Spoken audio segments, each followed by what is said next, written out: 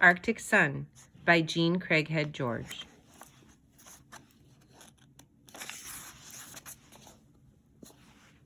On the day Luke was born in December, the wind bugled like a lost caribou calf. The temperature dropped to 30 below zero. The sun did not come up. Luke lived in a small town beside the Arctic Ocean, not more than a polar bear's trot from the North Pole. One day, a friend, Aloud, came to visit Luke's parents. Your son, he said to Craig and Sid, needs an Eskimo name to go with his English name. That is how it is. We have two names in the Arctic, Eskimo and English. We have no Eskimo name to give him, said Sid. You do, all right, if you want one, Aloud answered. His name may be Kupak, for my papa. We are honored, said Craig, and he smiled at his son. Aloud picked up the baby. Hello, Papa, he said. That is a very different way to greet a baby. But in the Arctic, where Kupak was born, things are very different. There are no trees. The land is flat. The sun does not set in the summer. It does not rise in the winter. When Kupak was 3, Aloud showed him the winter night. The stars were enormous bonfires in the sky. Then silently and slowly, yellow, rose, and green lights fountained up and filled the sky. That is Kimiwaki, Aloud said. Some call this brightness the northern lights. Aloud lifted Kupak high. You and I live where the lights are born. Aloud pointed his finger overhead. That is our star, he said. It is the North Star. It does not move away from us like the other stars do. It shines right over our heads to tell the world where we are. It likes us, said Kupak. One day in the dark of winter, Kupak's parents harnessed the dogs to the sled and mushed inland to the tundra lakes to fish. Kupak's dogs looked back to see if he was still in the sled. Seeing him, they wagged their tails. Gee, shouted Kupak. The dogs ran to the right. Ha, shouted Kupak. The dogs ran to the left. Hut, he said, and the dogs went straight ahead. Look, Sisak, Kupak said to his baby brother Sam, I can drive. No hands. They met Aloud at fish camp. Kupak helped him cut holes through the ice to the water and drop his fish nets in. In a short time, they were pulling up fish by the dozens. Ikluk, Kupak shouted excitedly. Fish, fish. When Kupak was tired, Aloud and Craig dug a snow cave like the shelters the old Eskimos made. Kupak crawled in and lay down on the caribou skins. Snow is cozy and warm, he said, and fell sound asleep. When they were back in town, Aloud lowered the fish into his sigalak. It was a pit dug 20 feet down into the frozen ground of permafrost. My Eskimo refrigerator, he said proudly to Kupak. Our fish will stay frozen until we are ready to eat them. The Arctic is very helpful, said Kupak.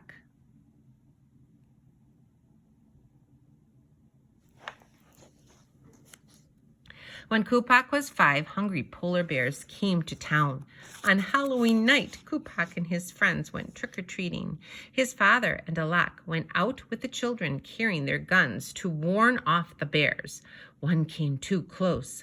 Aloud shot into the air. The loud boom scared the Nanook back to the sea where he belonged. We did not give him a treat, said Kupak to his friend Uksi, whose English name was Quinn. Will he trick us? No, said Uksi, the ocean will treat him. Oh, yes, said Kupak.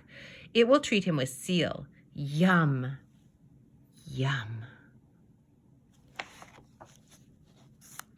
In the spring, Kupak saw millions of birds returning. The snowbirds arrived first, then clouds of ducks came, and after them miles of geese. Snowy owls flew back to the tundra and made nests on the ground.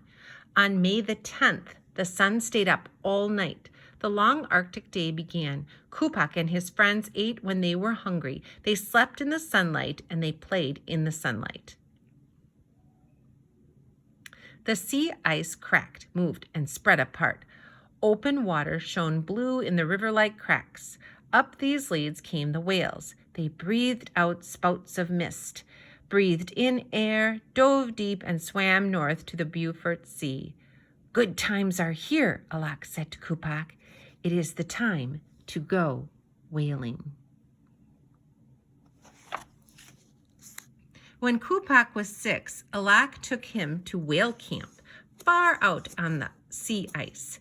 Kupak was greeted by Patak.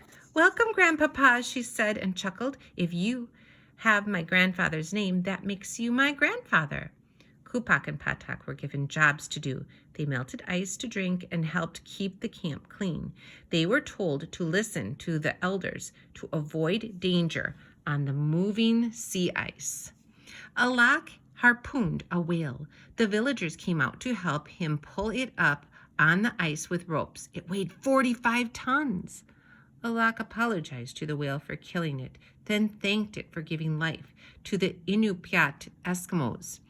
He shared his gift from the sea with the villagers. All nature shares, Alak said, and we are nature. After the hunt came Nalukatak, the celebration to honor the whale. It deserves a celebration. The bowhead whale is food. It is art supplies. It is fuel. Its great bones are monuments to brave Eskimos. No part of it can be sold. It is a gift for all from the sea. At the party, Kupak danced Eskimo dances and sang Inupiat songs. He was tossed in the air in the blanket toss. When he came down, Patak took his hand. Grandpapa, she said, you are much too old for that dangerous game. Her eyes twinkled. I'm much too young, he said. I went up so high, a bird almost ate me.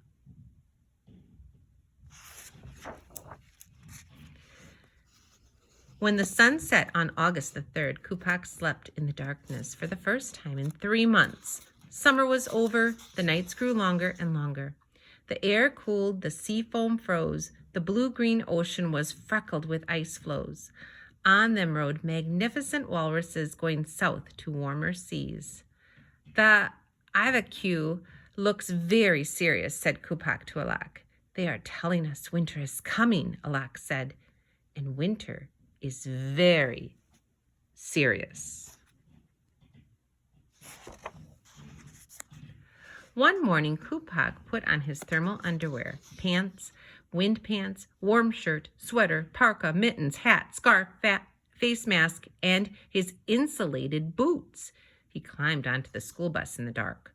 At school, he took off his hat, his scarf, his insulated boots, his face mask, his mittens, parka, and wind pants. Alapak, he said to his teacher, it is cold. Welcome, she answered. Who taught you our language? Alak, he said. I am Kupak. And I am Alak's cousin, she said. Kupak was my mother's brother, so I am your niece. She laughed at the fun of it all.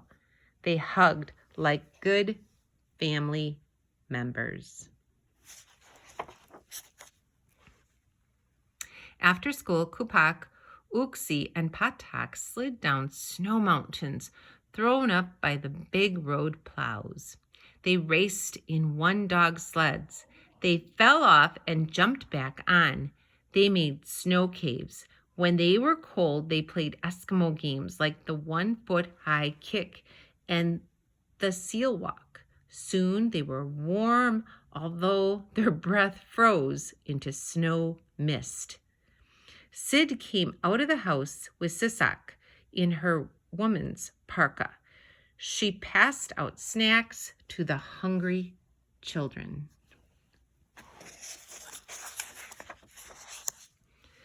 Kupak looked for the sun on November the 20th, but it did not come up. In the darkness, the house glowed blue and cast purple shadows. Hoarfrost clung to buildings, telephone poles, snowplows, and Kupak's blue hat. Icicles hung from his dad's beard. The moon did not set. The long night was upon the Arctic. In its darkness, Patak helped her mother, sisters, and aunts sew together seal skins to cover their umiak, the Eskimos' whaling boat.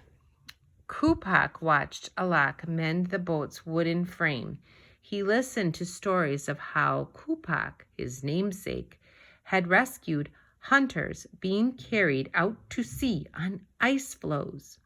It's a good thing to listen to the elders, said Kupak, looking into the Arctic night where the wind grabbed at boys and polar bears waited to catch them.